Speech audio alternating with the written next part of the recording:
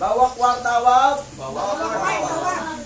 Abay hawa lahayam. Abay hawa lahayam. Basa masyaya kiawasay. Basa masyaya kiawasay. Basa mreko kadas. Basa mreko kadas. Wam Yasharala, Enda Oper, Maharlika, Philippines. Wam Yasharala, Enda Oper, Maharlika, Philippines. Yaman! Yaman! So, diretso tayo. Wala muna tayong babatiin kasi mahaba to eh. Baka abutin to ng 5 oras. So, to be continue, topic natin nasa chapters 23 hanggang 32. Ang unang aklat ni Enoch, Kabanata 23 at 32 ang ating pag-aaralan. Okay. Basa. Ang unang aklat ni Enoch, Kabanata 23, verse 1 to 4. Mula roon ay pumunta ako sa ibang lugar, sa kanluran ng mga dulo ng mundo. At nakakita ako ng isang nagniningas na apoy na tumatakbo ng walang pahinga. At hindi huminto sa pagtakbo nito, araw o gabi. Ngunit, regular na tumatakbo. At ako'y nagtanong na nagsasabi, ano ito na hindi nagpapahinga? Pagkatapos, si Raguel, isa sa mga banal na anghel na kasama ko, ay sumagot sa akin at nagsabi sa akin, itong daloy ng apoy na iyong nakita ay ang apoy sa kanluran na umuusig sa lahat ng mga tanglaw ng langit. Okay. So, mapansin mo ang apoy na nagniningas, na tumatakbo araw-gabi, na walang pahinga. Sabi ni Raguel, Raguel to si Raguel, isa sa mga banal na anghel na kasama ni Enoch. Etong nagniningas na apoy na tumatakbo araw-gabi ay umuusig. Sino ay iusig niya? Ang lahat ng mga tanglaw ng langit. Kalaban pala yan. Umuusig sa mga tanglaw ng langit. Inuusig niya. Okay, tuloy tayo. Basa. Ang unang aklat ni Enoch, Kabanata 24, verse 1 to 6. At mula roon ay pumunta ako sa ibang lugar ng lupa. At ipinakita niya sa akin ang isang bulubundukin ng apoy na nagniningas araw at gabi. At ako ay lumagpas doon. At nakita ko ang 7 kahangahangang bundok na lahat ay nagkakaiba-iba sa isa't isa. At ang mga bato niyon ay marangal at maganda, marikit sa kabuuan, na may kahangahangang anyo at magandang panlabas. 3 patungo sa silangan, 1 matatag sa kabila at 3 sa timog, 1 sa kabilang banda at malalim na magaspang na bangin na walang nagsanib sa alinmang iba pa. Isang 7 bundok. Laging 7, no? Laging 7. Kasi yun ang number ni Abay Hawa 7. Pero yung isang bundok na apoy. So, may apoy. May apoy to. Nagniningas araw at gabi. Itong bulubundukin ito, may apoy. Parang vulkan. Diba sa atin, vulkan? So, tuloy natin. At ang ika-7 bundok ay nasa gitna ng mga ito. At higit sa kanila ang taas. Nakahawig ng upuan ng isang luklukan. At ang mga mabangong punong kahoy ay pumaligid sa luklukan. At sa gitna nila ay may isang punong kahoy na hindi ko pa naaamoy. Ni mayroon man sa kanila o ang iba man ay katulad niyon. Ito ay may samyo na higit sa lahat ng mga pamumulaklak at kahoy ay hindi nalalanta magpakailanman. At ang kaniyang bunga ay maganda, at ang bunga nito ay kahawig ng mga dapiles ng palma. Pagkatapos ay sinabi ko, napakaganda ng punong ito at mabango, at ang mga dahon nito ay maganda, at ang mga pamumulaklak nito ay napakaganda sa itsura. Pagkatapos ay sumagot si Michael, isa sa mga banal at marangal na anghel na kasama ko at naging pinuno nila. So, may 7 bundok, no? Ngayon, sa gitna, yung isang bundok na yan, ay merong, sabi rito, ay hindi, may, dito,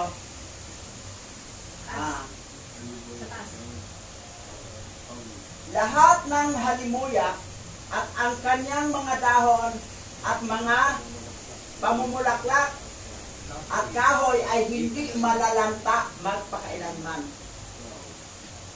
Hindi malalanta. Ibig sabihin, walang kasiraan itong klaseng punong kahoy na ito.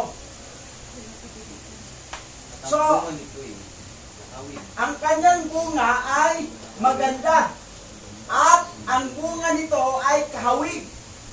Kahawig may kahitulad ng mga datilis ng palma.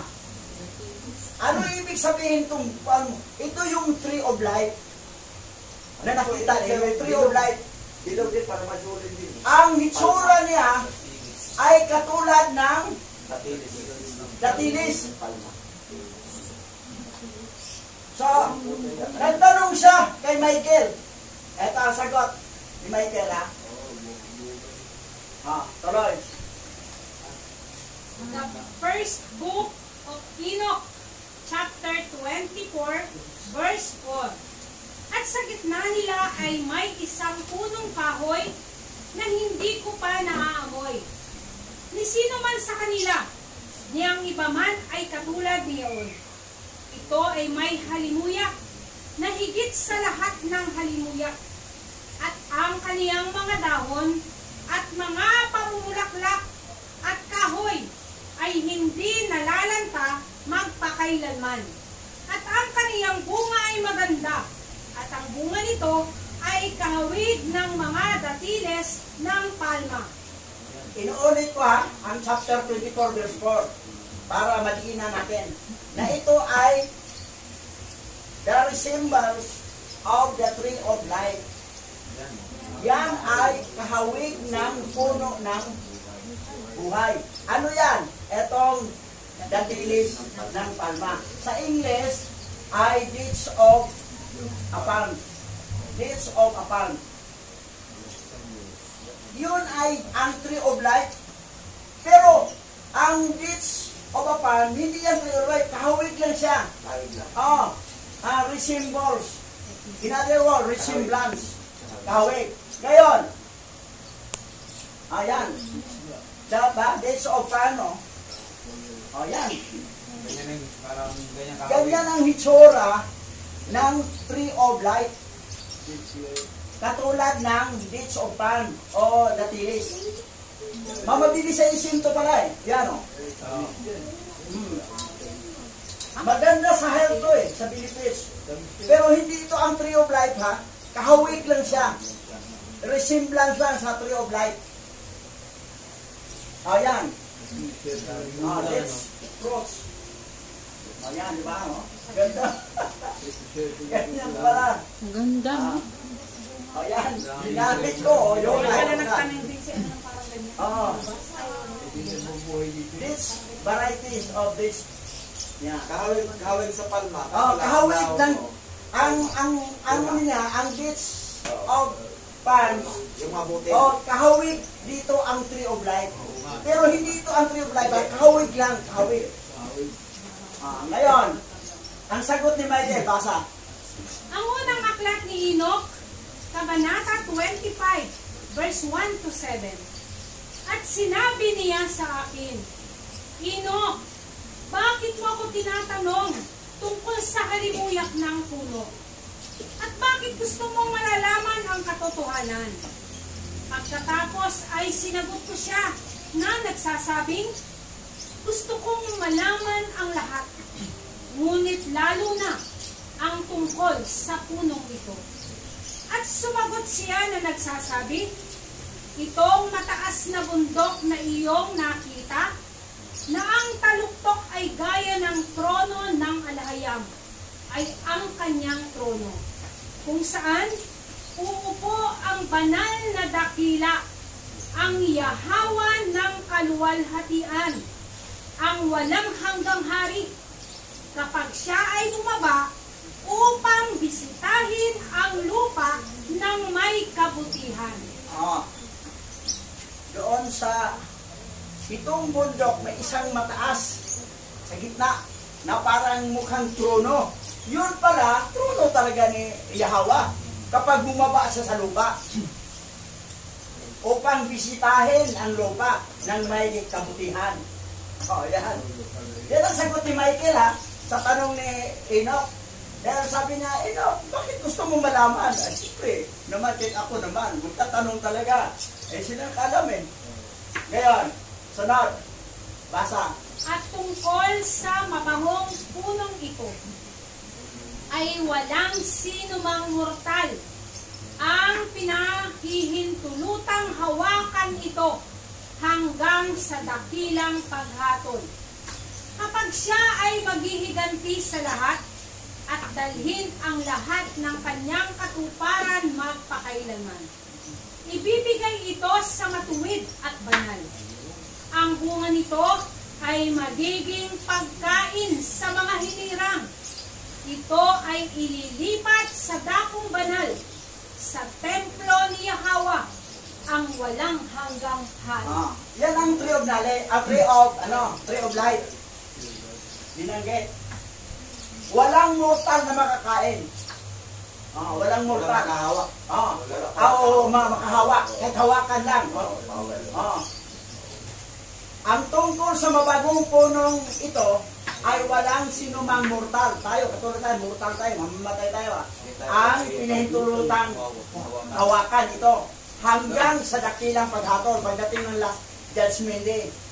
Saka pa, kapag siya ay maghiganti na sa lahat, yung sa huling mga na yan, ending na ng at dalhin ang lahat ng kanyang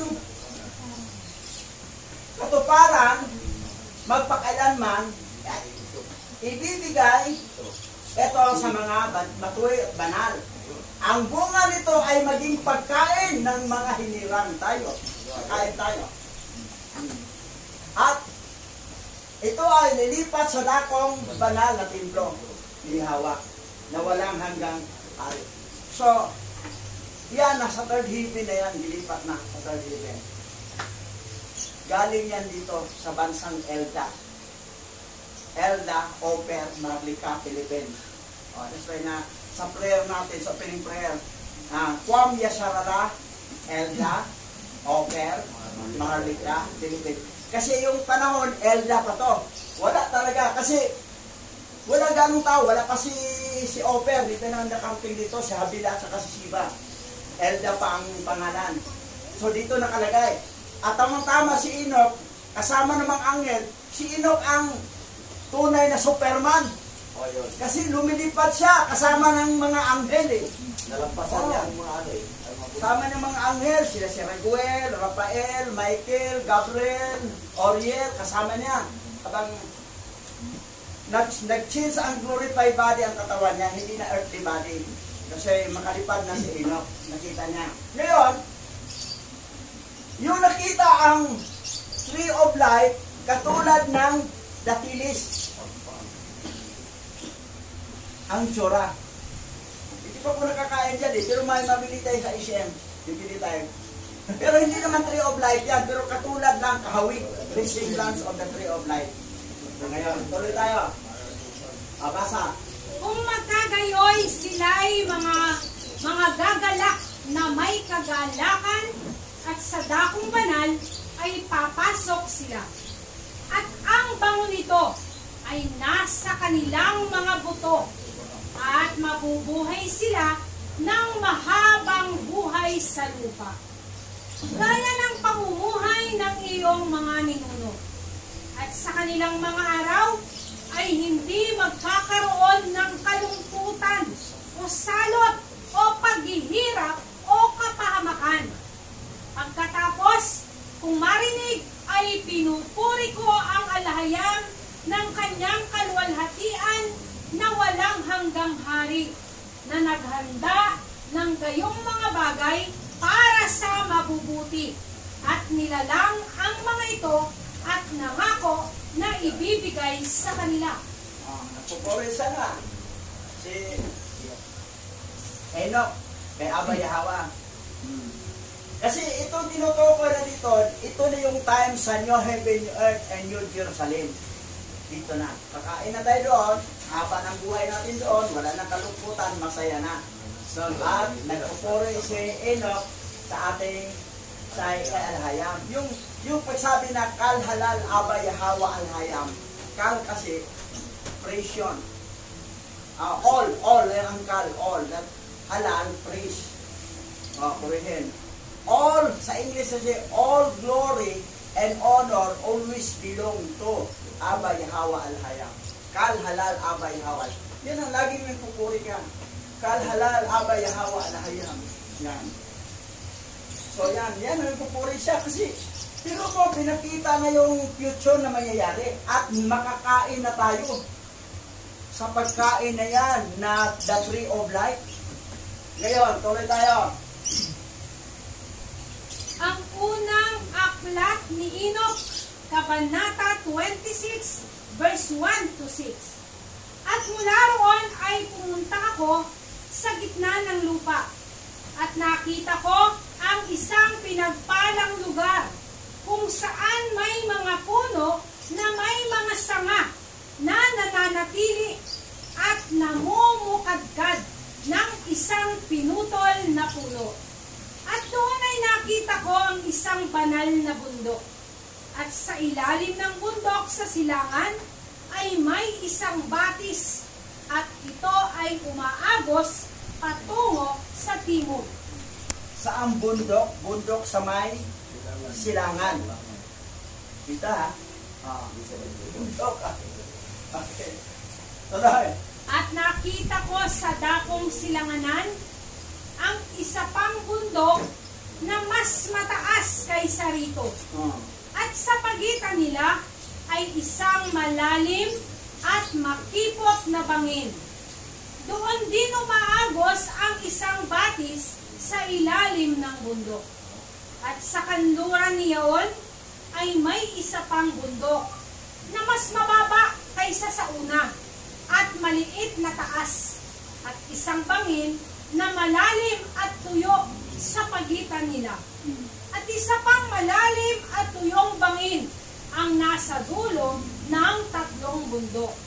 At lahat ng mga bangin ay malalim at makikitid na anyong matigas na bato. At ang mga puno ay hindi tinatanim sa mga iyon. At ako ay namangha sa mga bato. At ako ay namangha sa bangin.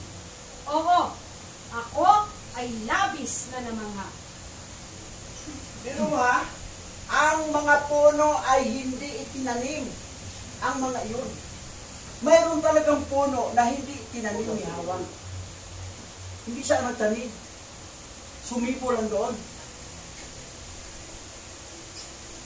Oh, nakita niyo, sinabi niyo ha, may puno na hindi itinanim. Pero bakit nagkaroon siya doon?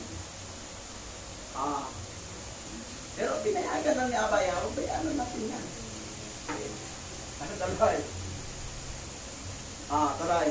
Ang unang aklat ni Enoch, Kabanata 27, verse 1 to 5. Nang magkagayoy, sinabi ko, para saan itong pinagpalang lupain, na lubos na puno ng mga puno, at itong isinumpang lambak sa pagitan. Nang magkagayoy, si Oriel, isa sa mga banal na anghel na kasama ko, ay sumagot at nagsabi, itong si sampang lambak at Sinumpang lambak ay para sa mga isinumpa magpakailanman. Dito'y lahat ng mga sinumpa ay magtitipon na nagsambit ng kanilang mga labi laban sa Yahawa ng mga hindi karapat-dapat na salita at ng kanyang kaluwalhatian ay nagsasalita ng mahihirap na bagay. Dito sila magsasama-sama at dito ang kanilang lugar ng paghatol. Na, yan. Masama itong mga pasaway na mga hindi tumanggap kay Aba Yahawa. Ayan. Dito sila karapat-dapat. Ayun, nagsalita laban kay Aba Yahawa. So, biro mo ha, eto si Enoch, sika talaga. Una, si Riguel tinanong niya. Kasama niya. So, si Michael, kayo, si Orion naman. Kasama niyan, naggala doon sa kalawakan. At tumitingin sa lupa. Sino? Ano ba yan? Ano ba yan? Michael, bakit Enoch? Gusto mo malaman. Wala si Enoch, pakulit. Puro tanong eh. Lumilipad ha, Superman. Kasi tao siya eh. Yung kasama niya, mga anghel yan eh. Hindi naman tao yan eh. Mapalasok siya, mapalasok ka tao. Okay. Tuloy. Sa mga huling araw ay sa kanila ang panoorin ng matuwid na paghatol sa harapan ng mga matuwid magpakailanman. Dito ay pupurihin ng mahabagin ang Yahawa ng kaluwalhatian, ang walang hanggang hari. Dito sila magsasama-sama at dito magiging lugar ng kanilang tahanan. Sa mga araw ng paghuhukom sa nauna, sila ay magpupuri sa Kanya para sa awa na ayon sa Kanyang itinalaga sa kanila ang kanilang kapalaran. Pagkatapos ay pinupuri ko si Yahawa ng kaluwalhatian at inihahayag ang kanyang kaluwalhatian at pinuri siya ng maluwalhati. Laging pinupuri ni Enoch ang walang hanggang hari, si Yahawa. Pero mo, dito makikita yan ha, yung ang mga huling araw ay sa kanila ang paroonin ng mga matuwid, ang paghatol sa harapan ng mga matuwid magpakailanman. Dito na. So, pinakita talaga pati yung mga advance na pangyayari. Pinakita at makita ni Enoch. Ito ang mangyayari. Ngayon, ito dito sa silangan to, ano nangyari? Tuloy tayo. Ang unang aklat ni Enoch, Kabanata 28, verse 1 to 3. At mula doon ay pumunta ako sa silangan, sa gitna ng hanay ng bundok ng disyerto. At nakakita ako ng ilang, at ito ay nag-iisa, puno ng mga puno at halaman. At bumulwak ang tubig mula sa itaas. Nagmamadaling parang saganang daluyan ng tubig na umaagos patungo sa hilagang kanluran. Nagdulot ito ng mga ulap at hamog na umakyat sa bawat panig. So, tuloy-tuloy si Enoch hanggang papunta talaga sa silangan, sa Paris. Silangan yun, patuloy-tuloy pa hanggang dumating doon sa Paris, sa malayong silangan. Okay.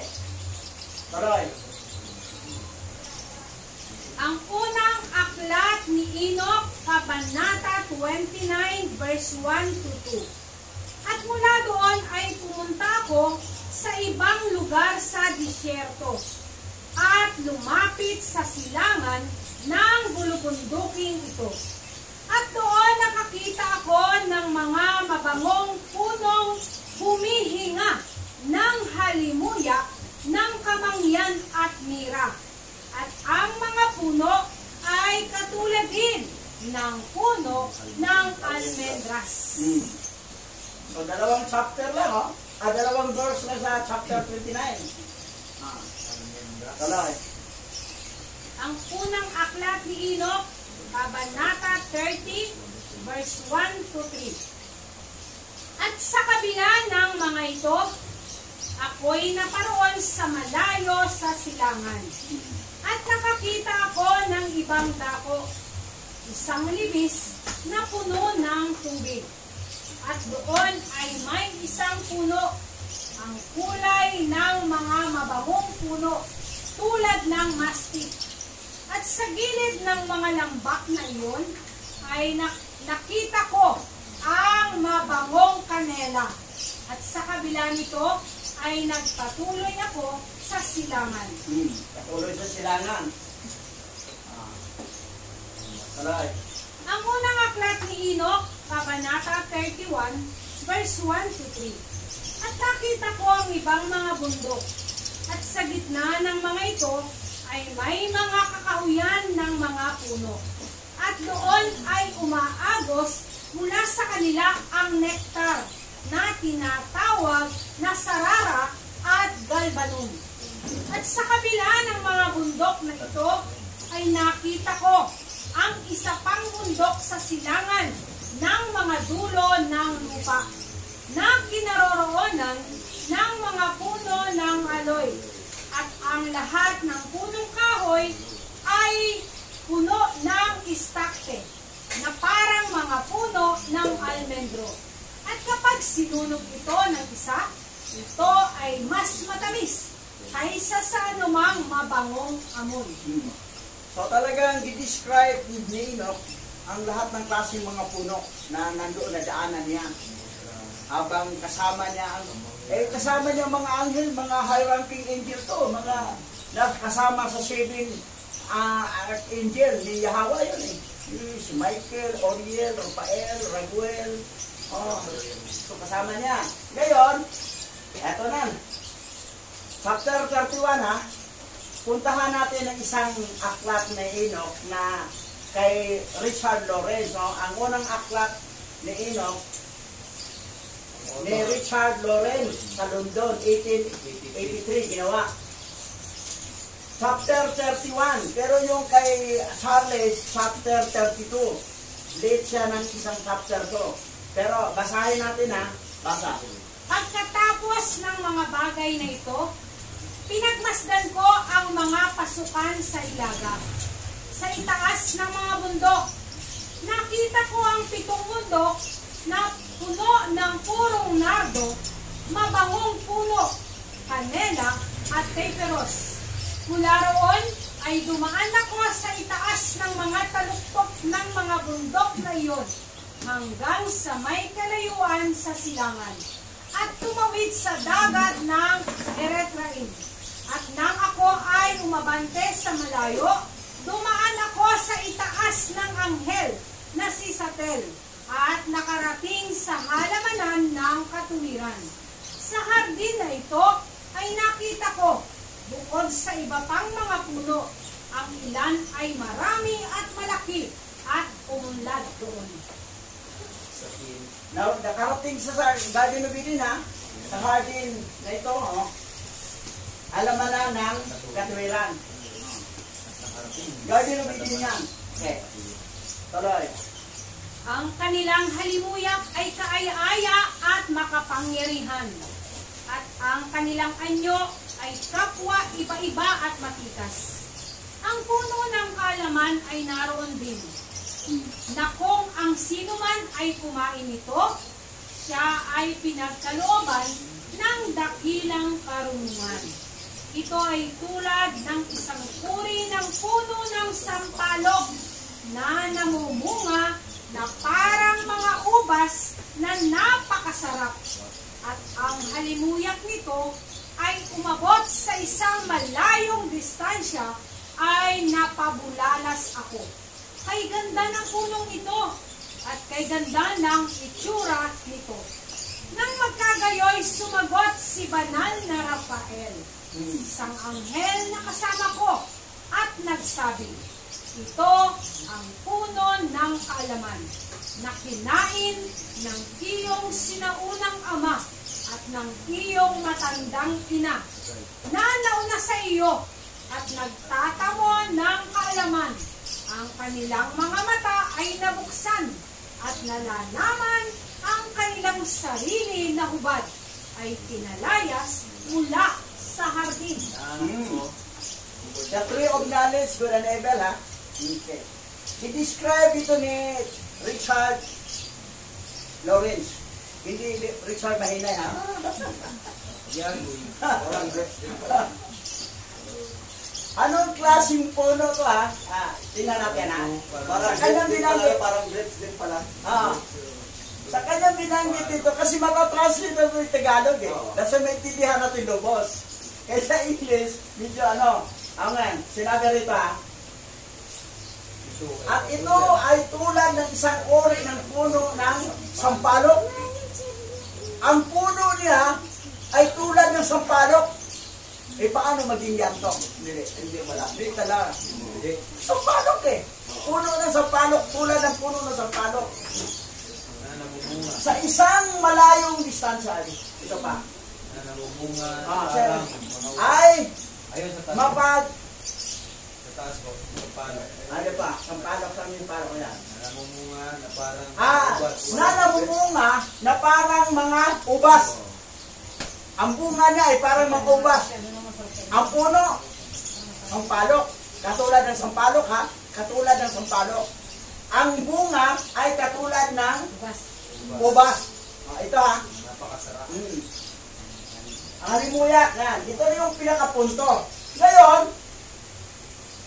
yung kinain dito sa unang mga ninuno, binanggit ito ni Rafael, ay nabuksan ang kanilang mata, nalaman na hubad sila.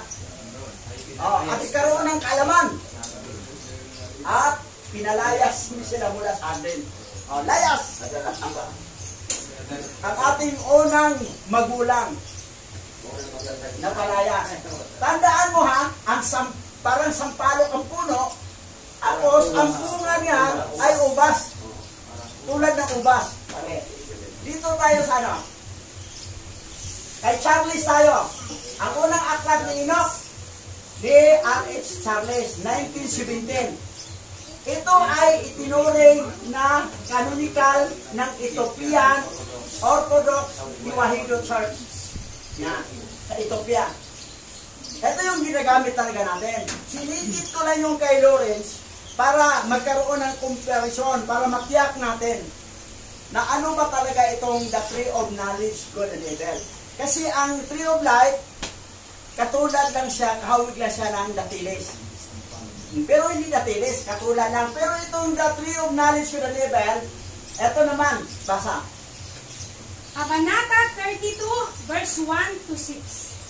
Sa hilagang silangan ay nakita ko ang 7 bundok na puno ng piling nardo at mastek at kanela at paminta.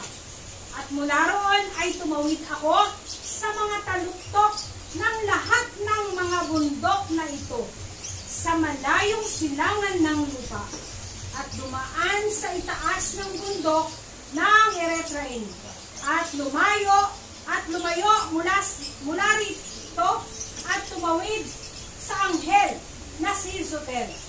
At ako ay napunta sa halamanan ng katwiran at nakita ko sa kabila ng mga punong kahoy na iyon ang maraming malalaking punong kahoy na tumutubo roon at may magandang halimuyak, malaki, napakaganda at maluwalhati at ang punong kahoy ng karunungan na kanilang kinakain at nalalaman ang dakilang karunungan. Yung kahoy na yan, magkaroon ng knowledge ka. Dito si Enoch nakarating dito sa tinatawag na ano to? Malayong silangan ng lupa. Far East. Dito pala talaga. Oo. Far East. Dito. Ngayon, bago natin basahin ito, ha, may tanong ko sa inyo. Anong kinain ni Adan ni Eva? Anong prutas kinain? Ito. Anong prutas ang kinain ni Adan ni Eva? Ha? Anong prutas? Tres. Anong prutas ang kinain ni Adan ni Eva? Kayong mga bata lang muna. O, ikaw. Hindi nyo masagot? Pero ang tradisyon, anong turo ng tradisyon sa mundo? Ha? Mansanas daw. Mansanas? Ikaw, mansanas? Hindi. Hindi sa ano. Hindi sa ngayon. Nakinig talaga siya. Hindi sa ngayon. Nabasa na natin kay Lawrence, ha? Ngayon, dito tayo kay RH, Charles. Okay, makinig kayong gusto, ha? Kayong taga-Mansanas. Makinig kayo, basa. Ang punong yaon ay matayog na gaya ng puno ng abito. At ang kaniyang mga dahon ay gaya ng sa puno ng karob. At ang kaniyang bunga ay gaya ng mga kumpol ng mga baging. Totoong maganda. At ang halimuyak ng puno ay umabot sa malayo. Pagkatapos ay sinabi ko, napakaganda ng puno at napakaganda nito.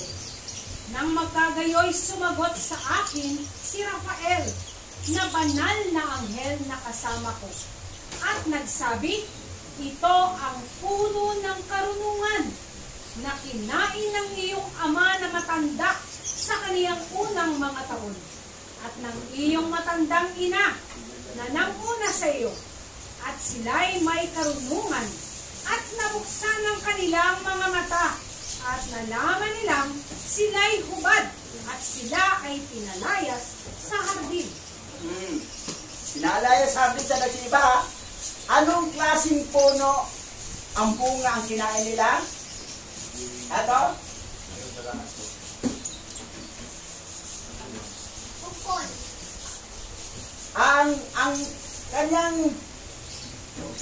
Ang punong yaon ay matayog. Nagaya ng puno ng abito. Fair sa Inglesan.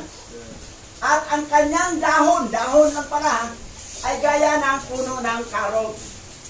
Hindi puno ng karog, dahon. Karog. Oo, pala. At ang kanyang bunga ay gaya ng mga kumpul ng mga baging. Ano yung baging? Parang ubas. O, ubas. Parang Ganun ba ang mansanas? Oo. Ikaw, Tres. Puno niya. 4 ka na ngayon. Ngayon, yung kinain ni Adan at ni Eva, ang ating pinakaunang grand lolo, anong nangyari? Ay, nagkaroon sila ng knowledge. Karunungan, naging matalino. At anong nangyari? Nalaman na hubad sila. Pinalaya sila sa garden. Ang lahi ni Adan ni Eva, matalino din, di ba? Ang daming na-imbintong mga god cake, lahat. Matalino na nga eh. Magsimula ang isang tao na magkaroon ng talino pag dating sa edad ng tinatawag na age of accountability. Anong edad sa bata na walang age of accountability? Hindi niya alam ang tamag mali. Ha? 4. Tumatakbo yan, nakahubad yan, hindi niya nahiya. Pero once, pag dumating na sa kanya, yung knowledge, na mo-epekto na yung punong ito, magkaroon na siya ng good knowledge, good and evil, nahiya na siya. Ngayon, magsuot na siya ng damit. Kayo, may knowledge na ba kayo? Wala pa. Wala pa, o bakit nagsumigaw? Hindi ka magbad. Kasi ang mga batang wala pang good and evil na knowledge, tumatakbo, nakahubad na nga eh. Hindi nahiya. Siya dahil si Iba, yung nakakain na sila doon, nahiya-hubad sila. Naghanap na sila ng takpan ng kanilang kahubaran. Yan ang nangyari. Kasi dati sila, hindi naman sila Mongoloid, hindi naman sila Siraulo, pero kulang sa knowledge. That's why, ganun lang. Kita mo yung mga hayop. Nagdamit ba ang mga hayop? Ang kalabaw, nagdamit ba? Ay, pero maglakad yan, makikita mo yung ano niya, hubad yan eh. Yung kabayo. Wala, di sila nagdamit, di ba? Pero sa Thailand, ang mga unggoy doon, nilagyan na nagdamit. Kita mo, mga damit. Oh, sa Thailand yan. Mga unggoy doon. Ngayon, eto. Alamin natin to kung anong klase to. Puno na ito. Binanggit ha. Ang dahon niya parang karot, abito, or sampalok. Doon sa kay Richard Lawrence. Tapos, ang kanyang bunga ay kumpol ng mga baging o ubas binanggit. Oh. Parang bunga Ngayon, ng ito ubas. na ngayon. English to Filipino. Ang meaning ng fair tree ay abito. Dito. Parang pine tree, oh. Douglas. Fair tree. Oh, parang gano'n, ha? Eh, anong klaseng ano yan? Oh, di ba? Fair tree, no? Ang punong yaon ay matayog na gaya ng puno ng abito. O fair sa English. At ang kanyang mga dahon ay gaya ng puno ng carob. Dahon, mamaya, ito natin carob mga. At ang kanyang bunga ay gaya ng kumpol na mga baging. Totoong maganda. At ang halimuyak ng puno ay umaabot sa malayo. Yung bango niya, malayo ang marating. Ayan. Tingnan mo ang sampalok, ha?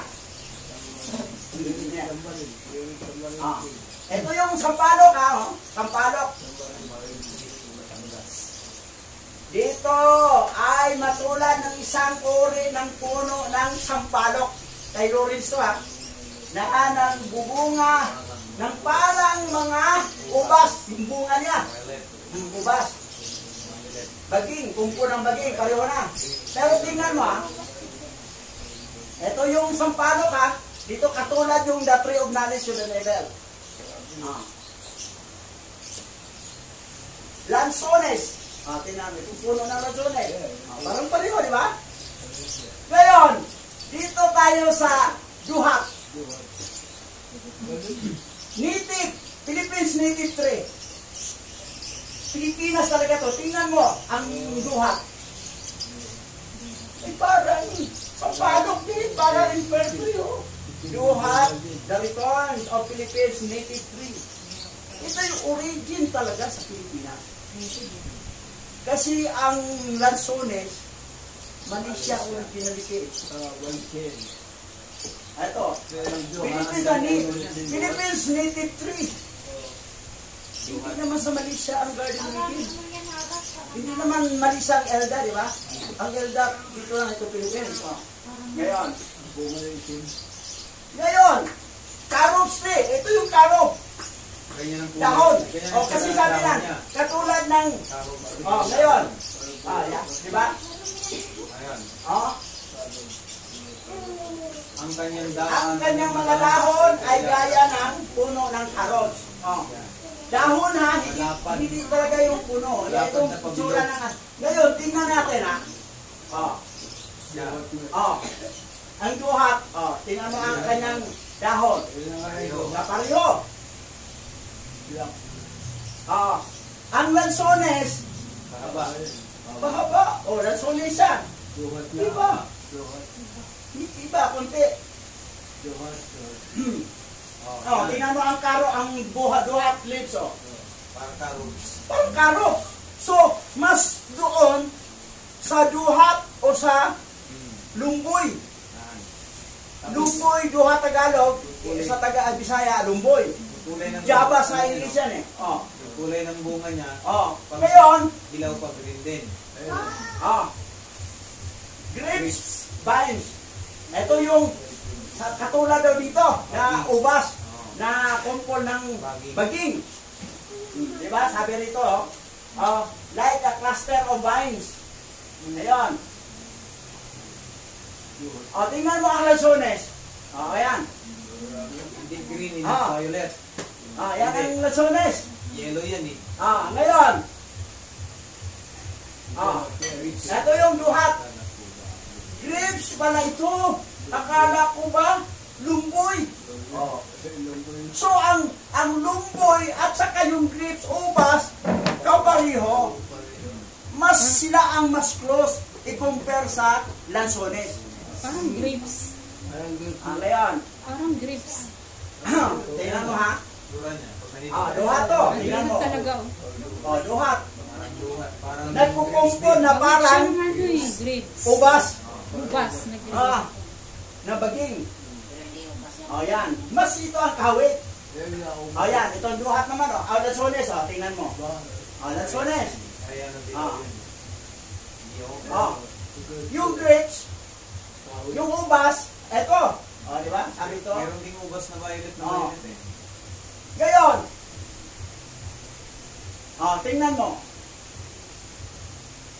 Ang nitig niya. Tree of knowledge. Yung punong kahoy na ano. Lumboy. Ubas ko siya. Ganyan ding ubas eh. Itim. Yan. Katulad sa ubas. The Philippine Fruits Lumboy Duhat. Harvesting Philippines Lumboy. Ito yung originality. Kasi Native ng Pilipinas. Ang lumboy o Antay duhat. ang iyang kuan. Pero ito puno. Oh. Siguro yan. Java. Lumboy, duhat. So, mas ito ang tukma sa katulad sa ubas. Sila ang magtukma. So, ang tree of knowledge, good and evil, ay duhat, lumboy. Hindi pala lantok. Hindi pala lansones. Ito ang tumakahawig. Hawig talaga ito. Isa ng description niya. Ayan. Lumboy, duhat. Sa mapakla eh. Saan yan, Market ng Manila. Philippines talaga.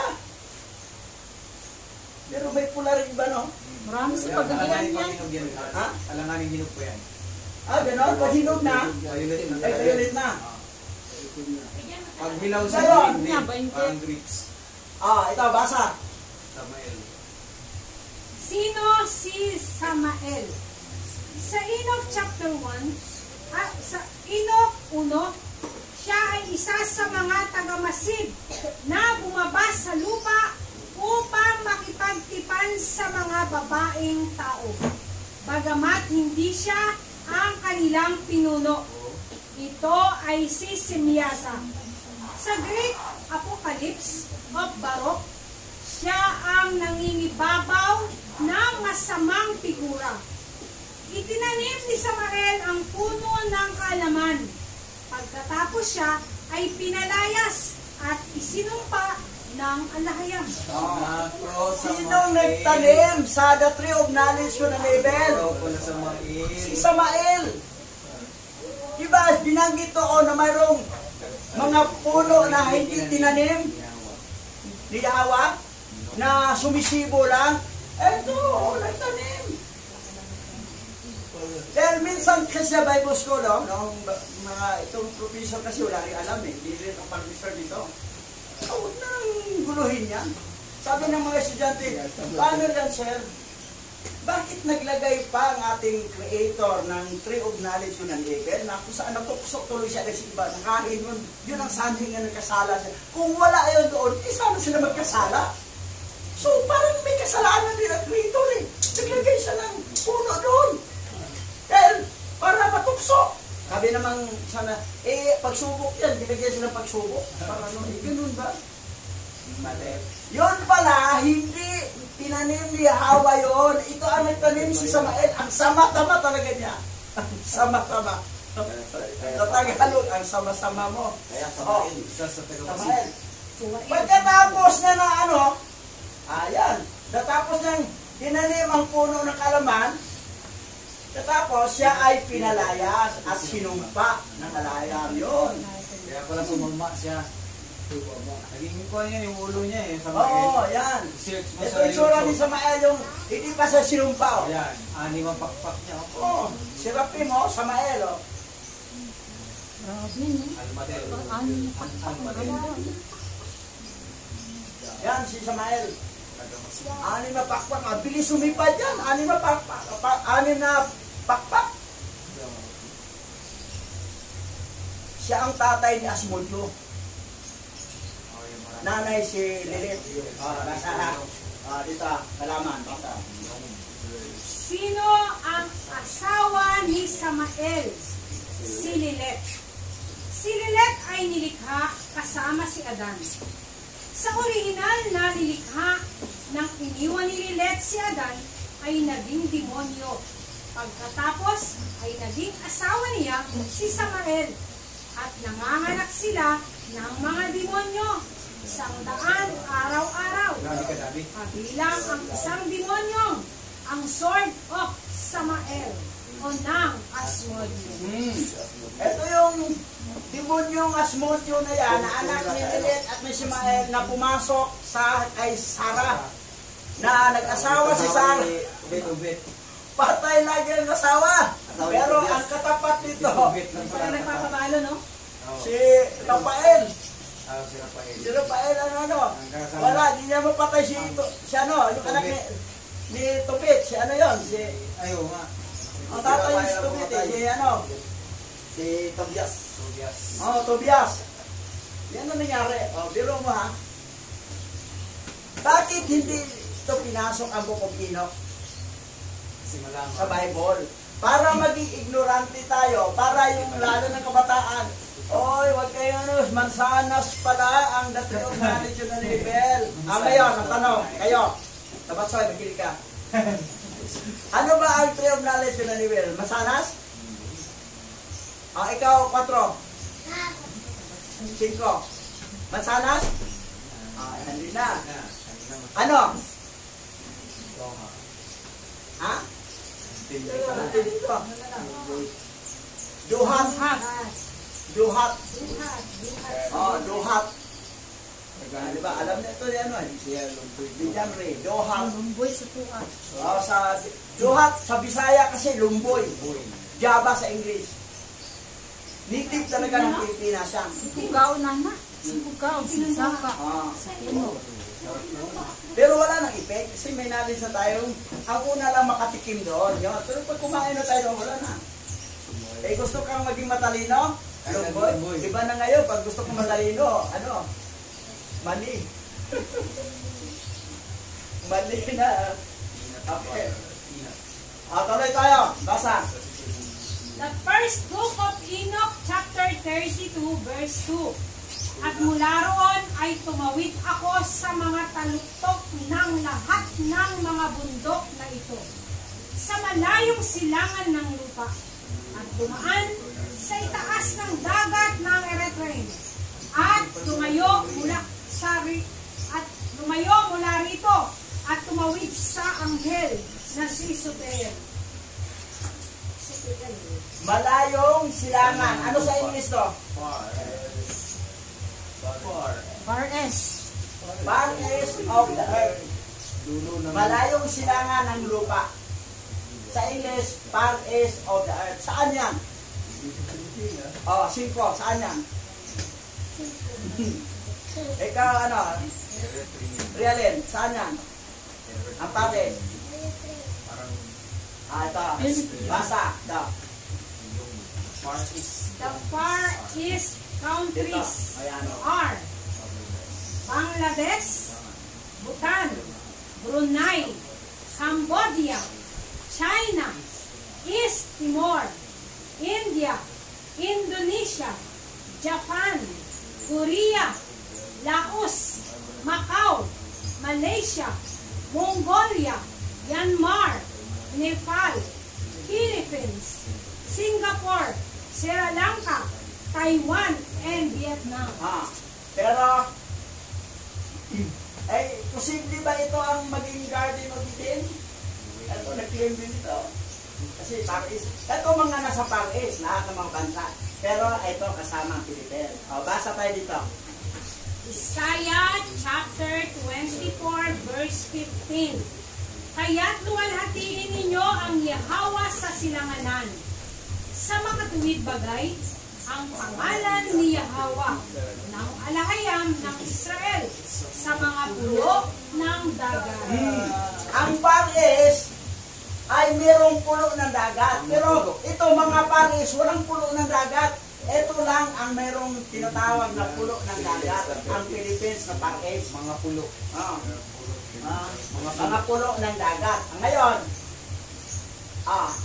Ayan o. ilan ang pulo ng dagat? Ang Philippines archipelago comprise about 7,641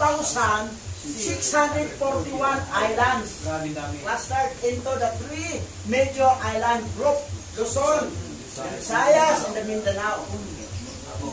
Biro mo ha, 7,641 islands. So, ito yung tinatawag na pulo ng karagatan, mga pulo ng karagatan. So, Philippines talaga ang tinutukoy na Pares. Kasi maraming bansa ang Pares, pero nakatumbok sa Philippines. Dami o. Oo. Ngayon, basa. Isaiah chapter 11 verse 11 to 12. Sa araw na iyon, muling kikilos ang Yahweh upang pauwiin ang mga nalabi sa kanyang bayan na mga bihag sa Assyria, sa Egypto, sa Patros, sa Ethiopia, sa Elam, sa Sinar, sa Hamat, at sa mga pulo sa karagatan. Magbibigay siya ng isang palatandaan sa mga bansa at titipunin niya ang mga anak ni na Israel at Huda na itinapon sa ibang lupain. Pauuwiin ang mga nangalat na anak ni Huda mula sa apat na sulok ng daigdig. Apat na sulok ha, flat earth, hindi globe, kasi may apat na sulok. Ngayon, ang nagkalat na mga Hebrew-Israelite na mga rimnan ngayon, itong mga bansa nito ha, Assyria, Egypto, Patmos, Ethiopia, Elam, Sinar, Hamat, at pulo ng mga karagatan, Philippines to. Ngayon, ito lahat ay may mga palatandaan, no? At magbibigay siya ng isang palatandaan. Anong palatandaan makita? Ang mga babae ay may talukbong. Ang lalaki may ganito. At may tirintas. Ayan ang palatandaan. Ngayon, mayroon namang ibang nagtalukbong babae. Tapos may ganito. Wala namang tirintas. Hintil yan. Hindi yan rimnan dito Israelite.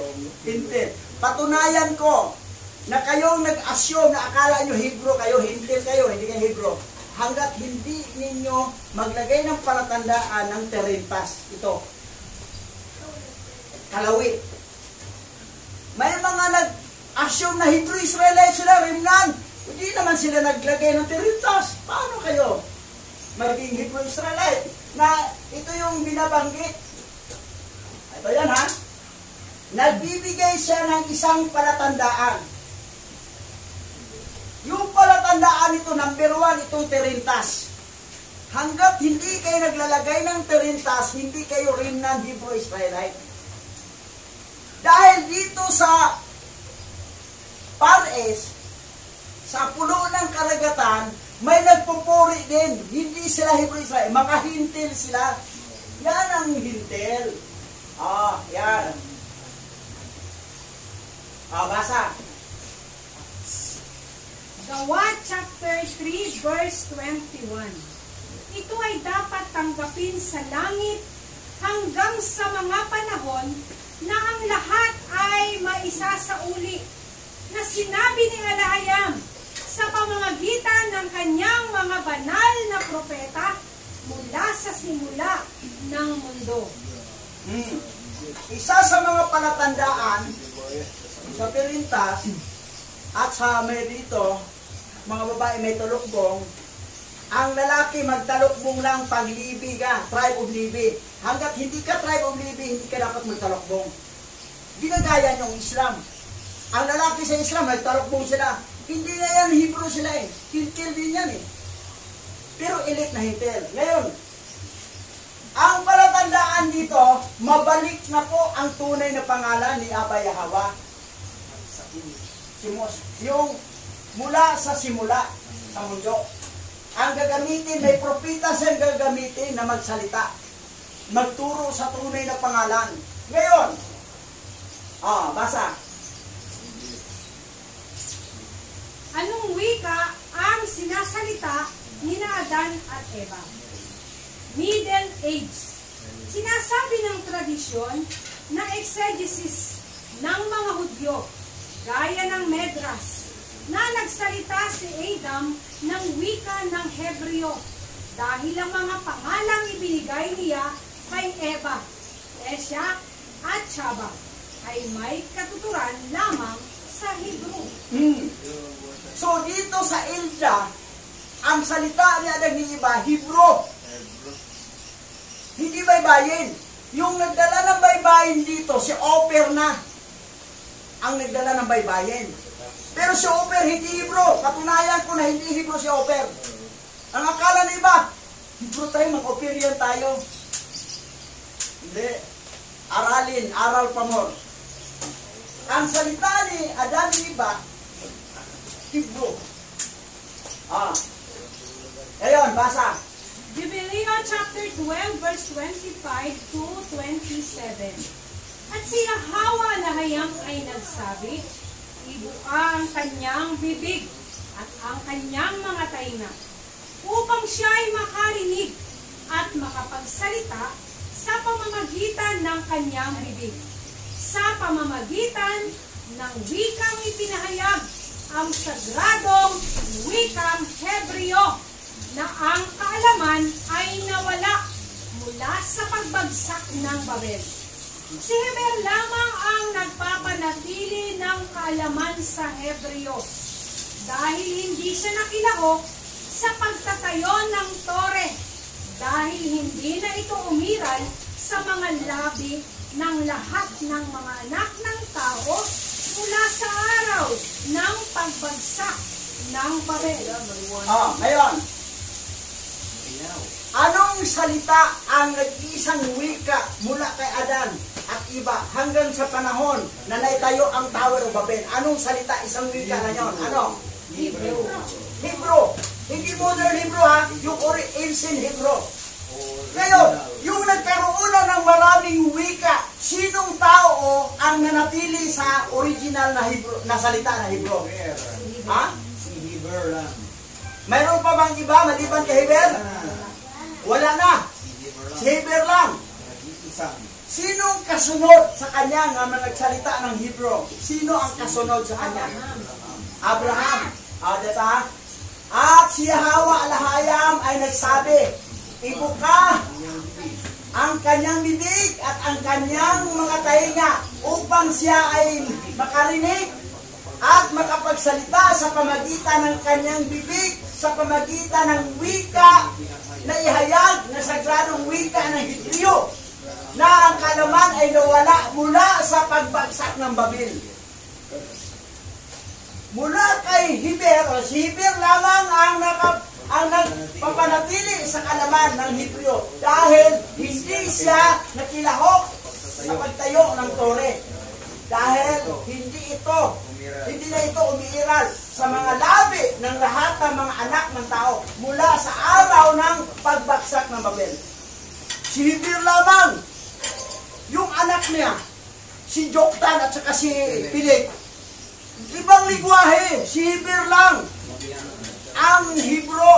Tapos, ang kasunod, Abraham. Tuloy natin. Basa. At napansin ko, ibinuka na nagsasalitang anghel ang kanyang bibig, at ang kanyang mga tainga, at ang kanyang mga labi. At nagsimula akong makipag-usap sa kanya sa Hebrew, sa wika ng paglikha. At kinuha niya ang mga aklat ng kaniyang mga ninuno. At ang mga ito ay isinulat sa Hebreo, at kaniyang isinulat ang mga ito, at kaniyang sinimulang pag-aralan ang mga ito. At ipinaalam ko sa kaniya ang hindi niya nauunawaan, at kaniyang pinag-aralan ang mga ito sa loob ng 6 na buwan ng tagpulan. Okay. Ngayon, yung pinuksan ni Abraham ang aklat, ang nakasulat. Anong nakasulat? Anong wika? Hebreo. Walang Greek, di ba? Wala. Walang baybayin. Wala. Walang English. Wala. Walang Espanyol. Wala. Hebreo. At doon, pag merong kulang kaalaman ni Abraham, ay tuturuan siya ng mga anghel. Mula kay Adan hanggang sa panahon ng Tower of Babel, ang salita isang wika lang, Hebreo, ancient Hebrew. Pagbagsak ng Tower ng Babel, nag-iisa lang nakapagsalita ng Hebrew, Hebrew lamang. Ang kasunod si Abraham, kasi tinuruan si Abraham eh. Ngayon, si Joktan at saka si Pilig, Hebrew ba no? Si Pilig, ang salita niya ay Aramay. Mga Aramian sila. Yun rin ang dating salita ni Abraham, Aramian. Ngayon, ito naman si Joktan, ang salita ay Astonesian. Yun yung baybayin. Na mga salita ng mga Asian country, Astonesian. At isa doon baybayin. Yun dinala ni Oper dito. Hindi Hebrew. Ang mga Hebrew Israelite na rimna na napunta dito sa bansang Oper nga naging Pilipinas, dahil dito na ang mga nanirahan ang mga Operian tribe, naging Operian tribe din ang mga Hebrew Israelite. Pero mga rimnan Hebrew Israelite yan. At ang tunay na Operian people ay hintil. Ngayon, tuloy. Jubilees chapter 16, verse 17 to 18. At sa mga anak na lalaki ni Abraham ay magiging mga hintil at mabibilang sa mga hintil. Ngunit mula sa mga anak ni Isaac, ang isa ay dapat maging isang banal na binhi at hindi dapat ibilang sa mga hintil, sapagkat siya ay magiging bahagi ng kataas-taasan at ang lahat ng kanyang binhi ay nahulog sa pag-aari ng malahayam upang sa Yahawa ay maging isang bayan para sa kanyang pag-aari higit sa lahat ng mga bansa at upang ito ay magiging isang kaharian at mga saserdote at isang banal na bansa. Anong bansa nga sarili ni Alahayam? Anong bansa ang sarili niya? Hebrew. Nalahi ni Isaac yung isa. Ulitin natin ha, kayong nanood sa YouTube channel. YouTube channel ha, pakinggan nyo ha. Ito ha, Jubilee ha, chapter 16, 17 to 18. Wikang Tagalog, to English dito sa Tagalog. At sa mga anak na lalaki ni Abraham, mga anak ha, ni Abraham, ay magiging mga hintil. Anak ni Abraham, pero si Abraham, hindi Hebrew si Abraham. Pero anak na hintil. O yan ang kasulat to. Di mo ito yung pwedeng kukontrahin ha. Jubileo to ha. At mabibilang sa mga hintil. Sino yon? Anak ni Abraham. Si Hagar, anak nila ni Hagar. Si Ismael, yung 12 na anak na prinsipe, anak ni Ismael, mga hintil yun. At saka yung anak nila ni Keturah, ni Abraham, hintil. Gayon. Ngunit mula sa mga anak ni Isaac, eto na, ang isa, isa, sino bang naging anak ni Isaac? Diba ang alam nila, si Jacob at si Esau.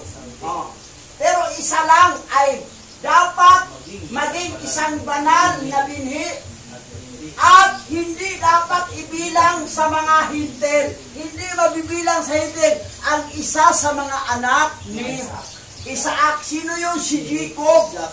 Pero si Esau, hintil. Yung mga Edomites, hintil. Pero ang mga Jacob o Hebrew, yung Israelite ay Hebrew, hindi hintil.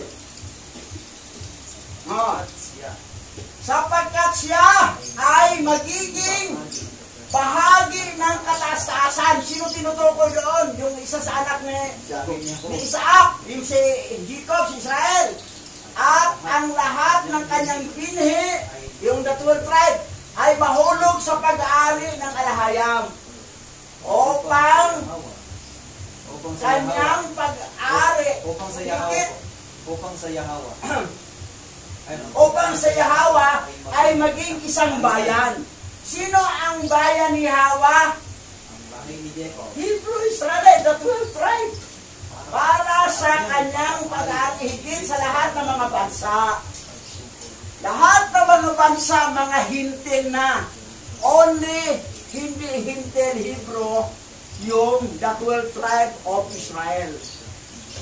Ang nanatiling Hebrew, mulang pagbagsak ng Tower of Babel, si Heber, si Abraham, si Isaac, at saka si Jacob, Israel, at saka 12 tribe, yun lang ang Hebrew. Lahat po hintil na lahat. At maging isang kaharian ng mga saserdote at isang banal na bansa. Ngayon, ito. Basa. Ang aklat, Genesis chapter 25 verse 1 to 6. Ang aklat ng Genesis ay nagtala na si Abraham ay nagbigay sa kanila ng mga regalo at ipinadala sila sa silangan. Habang si Isaac na anak ni Sarah ay kanyang pangunahing tagapagmana. Sinasabing ang mga anak ni Keturah ay kumakatawan sa mga tribong Arabo na naninirahan sa timog at silangan ng Israel. Sa silangan ng Israel, hindi ito sa malayong silangan natin.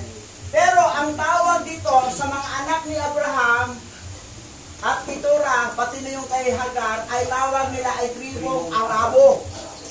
Yun yung mga Islamic country. Islamic country. Yung Palestine. Yung Palestine ay yung Palestina, mga Arabo yan. Iba ang Palestine, iba ang Philistine. Ang Philistine ay ang kanilang hari doon, anong kailang birdugo nila doon ay si Goliath na pinatay ni David. Philistine yun. Talagang doon yun, lahi yan ng mga Canaanites. Pero ang Palestine, kung alamin mong story, ay anak ni Abraham, mga Arabo dito sa lahi ni Keturah. Ayon dito sa Genesis 25, 1-6. Ngayon, tuloy tayo. Basa. Anong bansa ang nasa silangan ng Israel? Jordan. Hangganan nito ng Lebanon at Syria sa hilaga. Jordan sa silangan, Ehipto sa timog kanluran, at dagat na pula sa timog. Ibinabahagi ng Israel ang rehiyon sa 22 miyembrong estado sa Samahang Arabo. So, ang mga anak ni Keturah Abraham na mga Arabo ay nakatira sa silangan ng Israel. Yun ang Jordan. Jordan. Hindi po yan nasabihin nyo dito sa Philippines. Hindi. Jordan. At sila ninyo nakatira ngayon sa Israel. Ngayon, sa Israel na inaagaw rin ng Israel na Edomites. Naginira sila yung Gaza, yung Wishbang, halos inuubos sila. Yung mga Palestinian. Ngayon, tuloy. Tingnan natin Heber. Si Heber, ginawa na sa Heber kasi Hebrew siya. Ngayon, ito si Pilig, Gentiles. Kasi si Abraham lang ang Hebrew. Tapos, si Ismael, Hintil. Tapos si Isaac, Hebrew. Si Jacob, Israel, Hebrew. And the 12 tribe. Ngayon, ito si Esau ay Hintil. Ngayon, dito naman tayo kay Joktan. Hintil po si Joktan. Dahil ito lang nagkapagsalita ng Hebro at saka ito ang kasunod. Ito, line up, yun lang. Mula dito hanggang dito, yan ang Hebro. Ngayon, ito si Joktan, Hintel. Oper, Siba, Habila, at ang 10 more ay Hintel. Ang anak naman ni Abraham, ni Ismael ay Hintel. Abraham Keturah, saan Hintel? Hindi alam yan ng iba. Ang akala ninyo, kung sabihin nyo Hebrew kayo, kung totoo kayong Hebrew Israelite, may dapat nagtirintas kayo. Wala kayong tirintas eh. Ginaya ninyo ang mga damit ng mga Islam.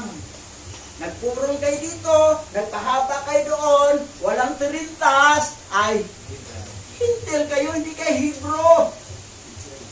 Nag-Hebrew-Hebruhan lang kayo, pero hindi talaga kayo totoong Hebrew, Hintil.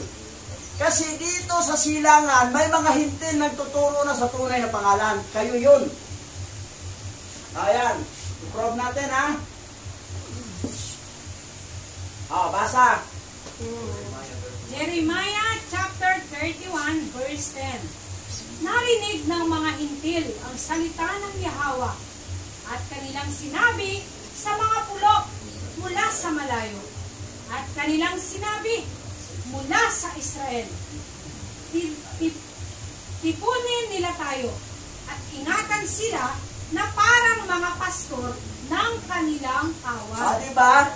Nag-ipon kayo ng kawan. Dito kayo, sa kawan. Idaan pa ninyo sa Joshua. Hintil yun eh. Narinig ng mga hintil sa mga salita ng Yahweh. At kanilang sinasabi sa mga pulo mula sa malayo. At kanilang sinabi mula sa Israel. Ipunin nila tayo. Sino nag-ano itong mga hintil? At ingatan at parang mga pastor ng kanilang kawan. Yan. Nagkaroon kayo ng kawan. Pero tingnan mo, wala kayong mga tirintas. Dahil hindi talaga kayo Hebrew, Israelite. Dahil saan ang galing yung lahi? Kay Oper, Hintil. Pero ang naging Operian tribe ng mga rimnan Hebrew Israelite ay talaga Hebrew Israelite. Kung maglagay ng tirintas at maglagay ng balbas. Pero kung ayaw nyo dito, makakaduda-duda ka, hintil ka lang. Pero, ayaw nyo maglagay dito eh. At tirintas. Yan ang palatandaan eh. May palatandaan. Ngayon iba, naglagay ng purong, ang mga babae mahaba, amin sa Abay Yahawa, ganon, Abay Yahawa, Masyaki Hawa siya. Pero hintil kayo, hintil. Nag-ipon, narinig. Tapos titipunin na sa kawan, di ba? Gusto niyo tipunin sa kawan?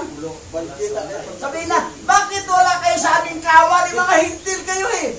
Ihirim na Hebrew Israelite kami. May palatandaan kami, may tirintas.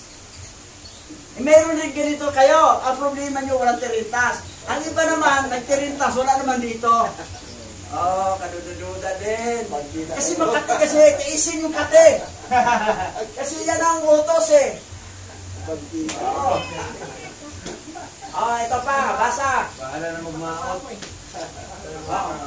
Malakyas chapter 1 verse 11. Sapagkat mula sa silanganan ng araw hanggang sa pagdating nito, ang aking pangalan ay dakila sa gitna ng mga hintil. At sa bawat dako ay may handog na insenso sa aking pangalan at dalisay na handog. Sapagkat ang aking pangalan ay dakila sa gitna ng mga hintil, sabi ni Yahweh ng mga hukbo. Yan, dito sa silangan, sa silangan. Sapagkat mula sa silangan, ang araw hanggang sa pagdating nito, sa silangan sino yun? Mga hintil. Mga hintil yan, di ba? Karang nagganong-ganon pa sa pero walang tirintas. Nagpupurong. Walang tribe of Levi dito. Kasi ang Levi, Benjamin, at saka Judah, sila napunta sa Afrika. Yung 70 iding nilusob ng Roman Empire. Silang 3 tribo ang nagsama. Pero ang 10 tribe nagkalat sa 4 na sulok ng mundo. Ang iba napunta rito. Walang Levi, that's why hindi tayo magtalukong na lalaki. Dahil hindi tayo Levites. Hindi tayo tribe of Levi. Ang Pilipinas, karamihan dito na mga remnant Hebrew of Israelite ay tribe of Manasi. May ilan tribe of Sibulon, may tribe of Naphtali, sa Mindanao, sa Cebu, Sibulon. Pero sa parte Luzon, ibang parte, puro na mga tribe of Manasi na yan. Pero marami rin mga hintil. Ang mga hintil, okay. Aba, Yahawa, Yahawa din siya, Yahawa siya. Hintil kayo, dahil hindi kayo naglagay dito kasi Makati. Tapos dito, walang tirintas. Iba may tirintas, wala dito. Ang mayroon naman dito, walang tirintas. Hintil kayo. Hintil. Yan. Pinupuri siya ng mga hintil, oh. Sa gitna ng mga hintil, oh. Ang pangalan ay dinardakila sa gitna ng mga hintil. Propesya na yan. Propesya.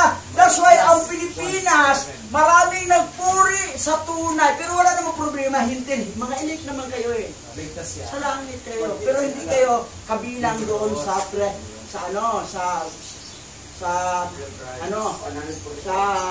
New Jerusalem. Doon kayo sa ibang bansa. Nakapalibot sa New Jerusalem. Kasi ang kinikilala talagang bansa ni Yahweh ang Israel lang, doon sa New Jerusalem. Ngayon, ito pa. Ayan. Ngayon, Ancient Philippines, Elda, the land of creation. Paano natin mapatunayan na ang Philippines sa Elda, that's why sa prayer natin, Kwam Yasharala, Elda, Oper, Maharlika, Philippines. Elda, itong inaakyat pa ni, nakita ni Enoch pababa, Elda pa yon. Kasi nandito pa yung, nandoon pa yung tree of life sa baba. Pero pag nalipat na sa third heaven, dumating na mga lahi ni Joktan, yung mga Operian, hindi na pwedeng makain, nilipat na sa taas, baka makain pa ng mga Operian. Bawal, saka lang kainin pagdating ng third heaven, hindi. Ngayon, ito. Basa.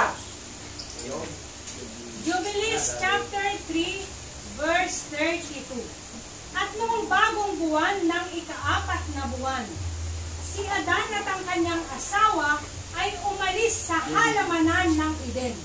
At sila ay nanirahan sa lupain ng Elda, sa lupain ng kanilang nilikha. Sabi ng Jubilee chapter 3, verse 32. Ito, land of creation, Elda. Habila, Philippines. Yan o. Garden of Eden. Elda o. Habila, Philippines. Part ng Habila, Mindanao. Ang kaya lang, yung Palawan, ginawa ng part of Luzon, ano? Pero parang malapit sa Mindanao yan eh. Part of Habila. yung dalawang dulo yan eh. Ito. Ngayon. Ang Palawan. Garden of Eden is in the Philippines. Sa YouTube, sa Pinterest, makikita mo, no wonder people say this place is Garden of Eden. May sa Instagram, yan to. Sa Coron, Palawan. Sa Coron, Palawan, ang Garden of Eden. Paano mo patunayan na bakit ang Coron? Yan, ang ganda kasi lugar ng Coron. Yan ang mga bato eh. Yung mga bato, di ba? May dome. May mga butas po kasi yan, may ano po iba po kasi yan. Yan. Yan. So dyan sila si Adan at Eva sa loob niyan. Yan. Yan yung binato sa kanila. Idato yung po yan dati. Wala pa man dagat yan noon. Di ba? Kasi may lumubog yan ng Isla Bishop eh, nasa ilalim na ng dagat. Yung dating may... So dito talaga sa Coron, Palawan. Yan ang Garden of Eden. Nasaan ang Garden of Eden? Sa Basoy? Coron, Palawan. Nasaan yung dalawa? Wala. Yan. Pag kang mainis ha, pag sabi kong sa Basoy, hindi totoo naman yun eh. Pag hindi totoo, lusong magalit. Magpakatotoo tayo. Ayan, Coron. Ano yun? Ito tayo. Meron yung butas sa ilalim.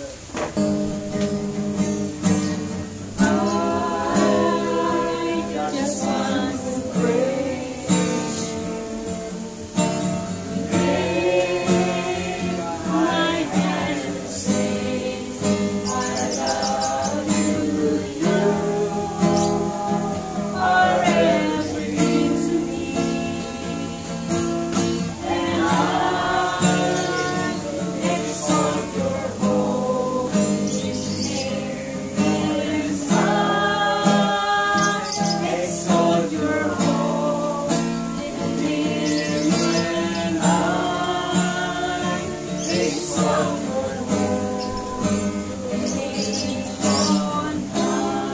more time. I just want to please you. I just want to praise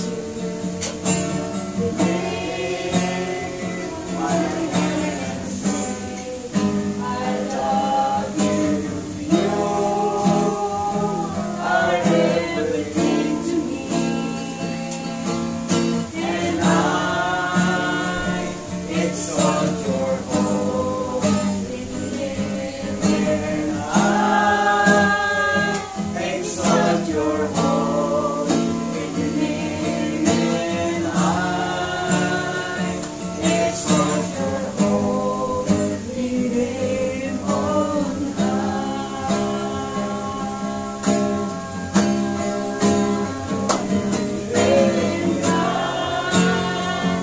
exalt your holy name. I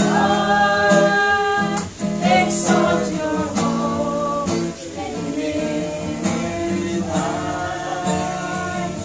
exalt your holy name on high. Oh, hallelujah! Hallelujah! Hallelujah! Manalangin tayo, Pastor Richard.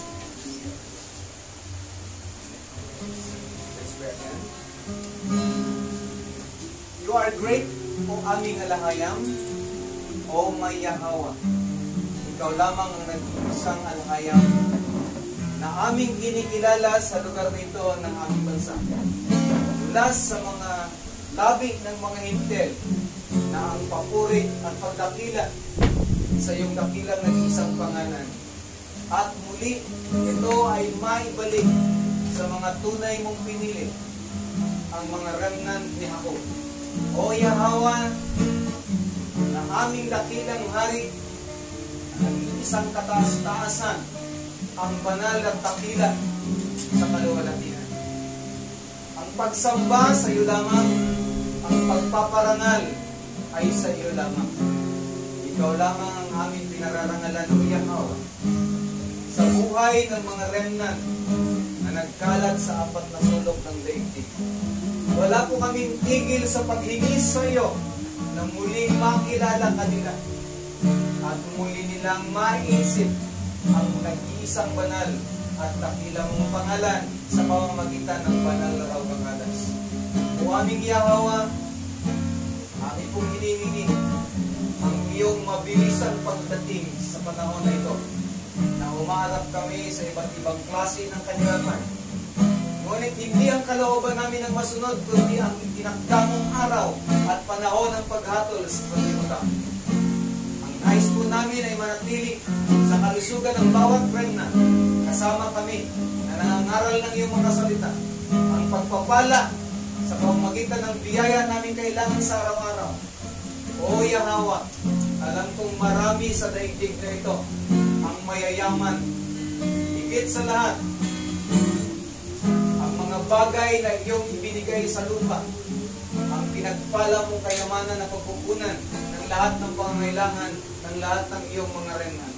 Aming Yahawa, patuloy po namin hinihingi na mabigyan kami ng mga pangangailangan nito upang sa mabilisang pamamahagi ng mabuting balita tungkol sa nag-iisa ang dakilang banal na pangalan mo, aming Yahawa, at maibahagi namin ito sa mga tribo sa aming bayan at makilala nila ang tunay na nag-iisang Yahawa, ang may likha ng langit at lupa.